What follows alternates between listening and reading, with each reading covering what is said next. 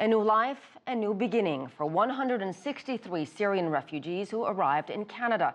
Prime Minister Justin Trudeau welcomed them personally as they touched down at the Toronto airport. It's part of a pledge to resettle 25,000 Syrians over the next 3 months. CCTV's Roee Ruttenberg met some of the refugees who can now call Canada home. Hello. When Canada's Prime Minister greeted the first group of Syrian refugees airlifted to his country, his message couldn't have been more clear. Thank you. You are home. Thank you. Welcome home. Thank you. Justin Trudeau's government has vowed to bring thousands more. Canada says it's processing hundreds of applicants each day at refugee centers in Lebanon and Syria. Munhanura left Syria for Canada 15 years ago. She brought her daughters to the airport to welcome the new arrivals, and they brought gifts. Clothes, toys, and different kind of stuff for them, because they don't have anything to wear.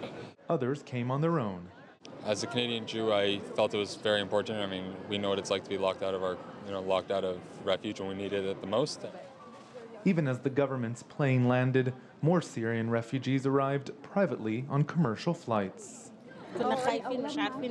We didn't know what was going to happen to us, but after seeing the warm welcome, I was so relieved.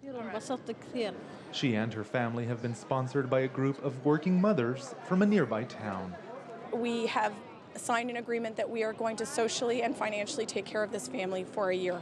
The majority of the Syrian refugees who will be arriving in the coming months will be doing so without private sponsorship, meaning they'll likely end up, at least at first, in government-provided housing like this.